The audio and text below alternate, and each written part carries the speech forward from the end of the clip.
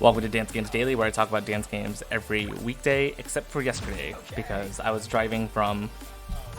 Okay, to be fair, it's not that long of a drive. I went from Boston to New Jersey, which is only like 4.5 hours. I'm staying at Casey's right now.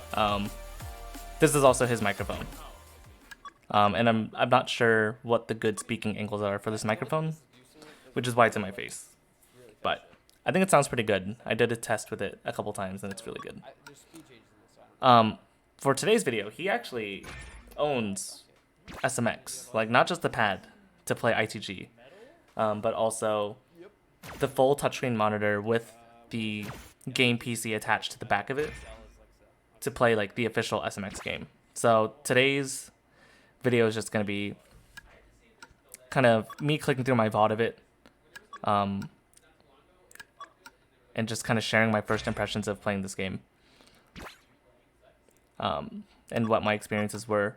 As far as my first impressions of the hardware, I'm very impressed by it. So the way it works is that the monitor is touchscreen, and then the computer is actually baked into the back of the monitor itself. So all of it is like attached into one, so you don't have to like manage like a PC tower, and like the tower is not like, I mean, like it's encased. It's not like arcade machines where it's like a motherboard sitting on like a wooden plank that like slides in and out or something like that. It's very clean. And then there's some lights on the outside as well. And plugging the pads in is really easy as well. Touchscreen, I think, is super smart, because I remember hearing stories about people who would like be at the arcade and witness new players trying to play Ace, like DDR Ace for the first time, and they would like touch their fingers on the screen as if they thought it would do something. And the thing is, a lot of us playing are such DDR veterans or have been playing for so long that, I mean, it seems silly to us, but look at the world around us. Like, everything has an app, everything's on like a touchscreen. It's you know, ATMs, grocery stores, self-checkout, phones, tablets, you know, MacBook, touch bars. So many things are touch related, so it just seems like a really good move to use a touchscreen, just so it lines up with people's mental models of how they already exist with technology in the world. It just made sense. From a consumer usage perspective of using this, it's nice that the software is just bundled in. You just turn on you get everything plugged in. You plug in your pad, you turn on the PC, you turn on your pad, and then everything boots up. That's it. It just boots straight into the game. If there's any updates, they automatically download. I mean, it really is just like the arcade experience, but in your home, which is super nice. It's certainly something I wish StepMania was able to do. I know Club Fantastic comes close and achieves some of those things. I know there's TJ's Image for setting up Linux and StepMania on computers as well. So it's not like these things don't exist in our community, but I just wanted to share that it's super cool to see it on this game in particular. What else about the pads? Oh, there was one thing weird about the softwares that Casey showed me, which is that the software only has options for pad sensitivity for low, mid, and high sensitivity, which is weird because I've seen people use like a more fully fledged tool for like on Windows for adjusting their sensitivity for StepMania, and it's like per panel, and they have like actuation sliders and stuff like that. So it's kind of disappointing to not see that option extended into the StepmaniaX or SMX software. I think something I'd like to see is that this option to just pick low, mid, or high. That'd be cool if that was like a simple option, and then more veteran users would have an option to click like advanced options instead, kind of like some OBS utilities, to get access to that individual panel sensitivity modifier. But yeah, man, this game is so fun. I did make some mistakes here the first time I played. I think the notes skin I chose was a mistake. It was kind of fine at first, but then I started to have issues deciphering minds from notes on occasion, and then I also... The skin I chose is like, it's called Vintage, I think, which is similar to ITG Metal. So I figured, I'd usually be Metal, this would be fine, but it was not. Like the outline of the notes was a little bit bright at all times. So I think I ended up deciding on the Cell variant instead after a while, because that's what I saw Casey use. Oh, it was also annoying that, I don't know if you can see my cursor when I do this, but you can like slide left and right to pick songs. But like if a song is visible on the wheel, you can't just like tap on that image on the wheel to get to it. You have to use like the left and right arrows to navigate one at a time.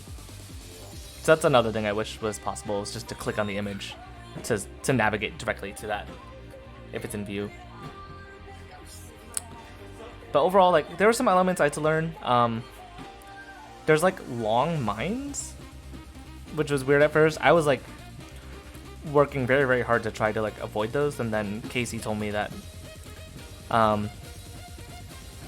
they have to be, long mines have to be held for a certain amount of time before they activate. So it's okay to like tap on it and like release really quickly, as long as you're really, really fast about it. So that ended up saving my butt when I was trying to learn how to play this game. And then also, they have timed releases. So some holds have like a little node at the end of it that denotes that you need to release it at a certain time. That took me some getting used to as well, and they're kind of annoying. There's a chart for it there's a chart for a song called Get Lifted, which features lifts. And those were frustrating as well.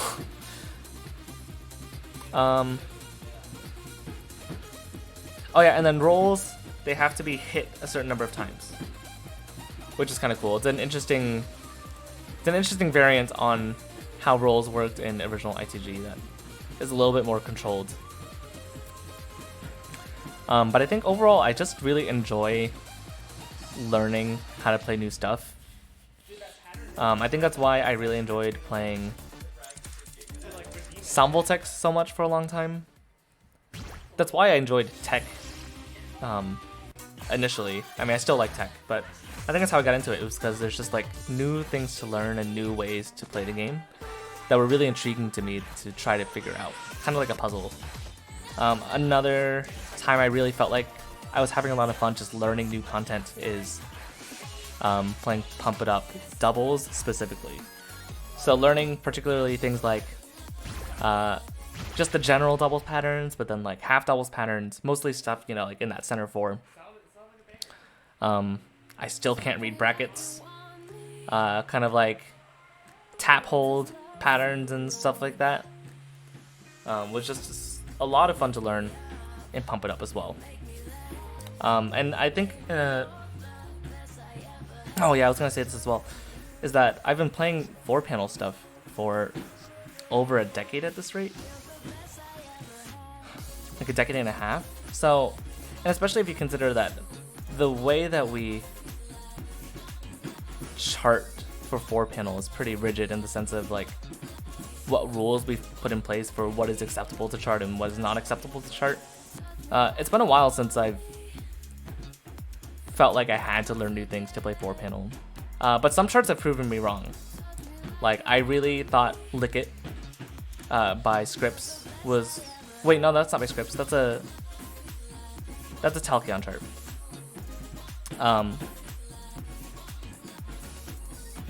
Lick It by Talkion, Atlantis Hawk by Scripps, Techno Style Essentials by Lei Shen.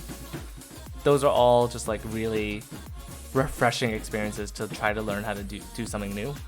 I've talked about, in a previous video, I talked about like education and how can we get people into playing the game.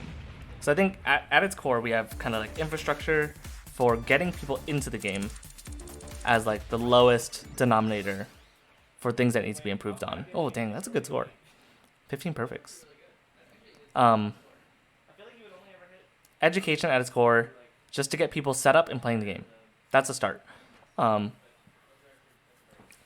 the next question then is, how can you get a good diversity of content into the hands of people so they're just genuinely excited to play new stuff, to enjoy learning, to enjoy like the music and just like playing the game. I think stuff like I love competition, but I think ultimately competition just comes later. I mean, it's the same way that like I talk about drumline a lot, like right? Like I did competitive drumline for a really long time, but if I want, you know, like a new middle schooler student to get into competitive drumline, I'm not gonna give them, you know, audition packets on day one. You have to get them to want to play drums and to have fun with it, and then as they improve, just from the nature of just like, what is it? Oh, Casey put on shorts. As they get better and just drum more, or you know, in this case for dance games, playing dance games more, they're gonna get better just from playing a lot. So you can kind of draw them to competition later. But I feel like getting involved in and contributing to competing in tournaments it's like step 7, you know, like there's so many other intermediate steps that we need to think about before we get people to that place, and just like creating an environment where people just have fun with the game is step 1. Shoutouts to J-Bean. J-Bean is a friend of mine from the Kansas City region in the Midwest, who also contributes to SMX, and he just gave me... I gave him a list, or I didn't give him a list. I asked him just for SMX charts that I have to play. I'm taking recommendations. And sometimes when I message that to people, they just give me like a few charts, but Jordan hit me with like 12 charts to play, which is super good because anytime I play a new game, I definitely experience this with Simultex. You get decision fatigue. Like there's just so many songs and you don't know what to play at any point in time. And so like I just end up scrolling and scrolling and scrolling. So it was really nice to have J-Bean send me a list. So I just kind of like go through that list and just play everything. And that's especially like the best way to learn how to play a game. It's just kind of like throw yourself in there. Even if you fail, just try to play something new all the time. There were definitely some songs that I played where I knew that I could have gotten a score, like a better score, and I could have improved on it and like cleaned it up or like cut my perfect count or whatever, but you know, I don't have access to SMX. It's not like I'm only gonna have access to it for one more day. So I think the best way for me to experience the game at its fullest and get the most out of it was just to play as much content as I can and move on.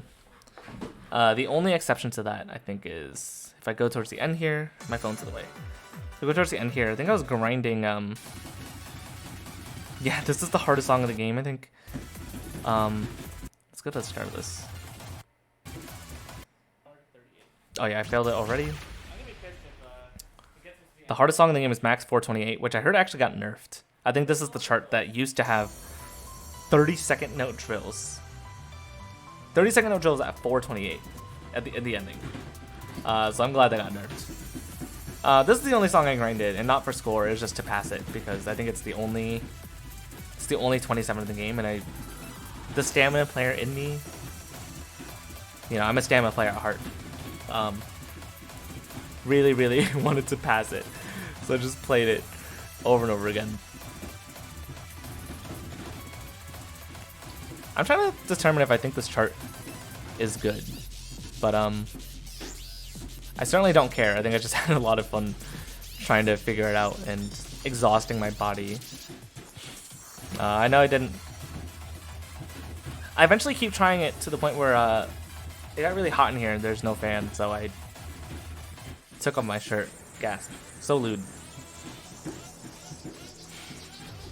I think I'll probably finish this video with a rundown of me playing that for the last time. Oh, another experience I had is that the way that this pad is set up in this room is that every single time I step, it creates so much ambient noise between like either hearing the house noise or like the sound of the pad shaking or whatever that I really like listening to my footsteps when I play, and I just could not. All I could just hear was like rumbling.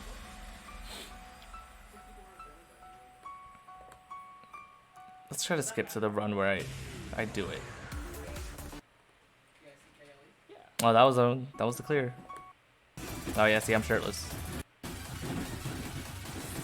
Oh, that's a fail.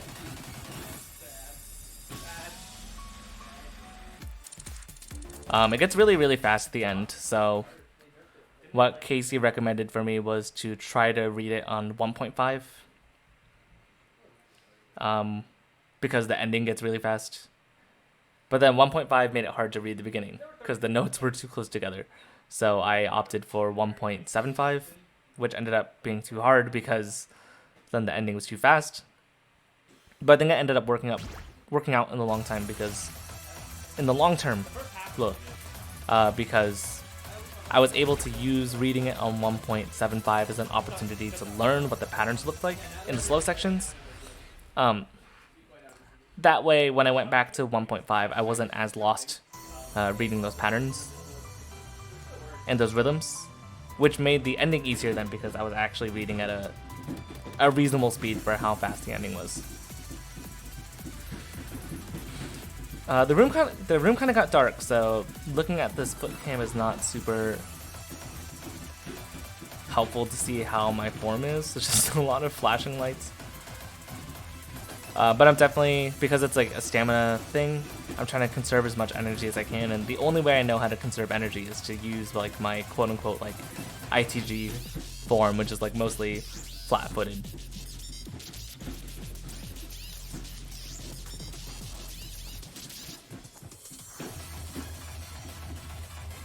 I think this is the last section where I actually understand the rhythms I'm doing. And then after that, I'm just like hitting notes in the general vicinity of where they are. Yo, this section was really cool though. Using that roll to play like polyrhythms between the other taps is super cool. Did I trigger any of these mines? Yeah, so those are like the long mines I talked about. I don't think I actually triggered any of those. Up center brackets. This is where I failed repeatedly, but it looks like I actually made it this time.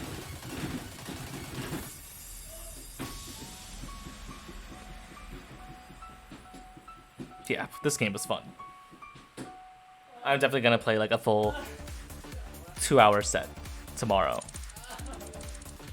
Which I guess is actually at the time I upload it, I'm playing it today. So if you're watching this video at Let me find out. around 5 p.m. Eastern or something, I'm probably live right now, so you should go to my Twitch. Twitch.tv/VincentITG. So yeah, those are my impressions of SMX. I don't know if I have anything else to say. It's just, dude, learning new games is so fun.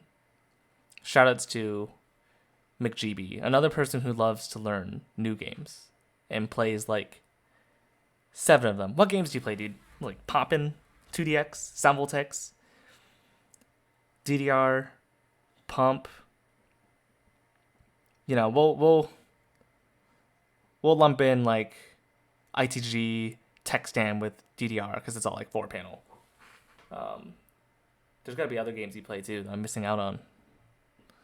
But yeah, what a role model, dude. McGB, the rhythm game polymath. All right, that's all I have to say. I'll catch you guys tomorrow.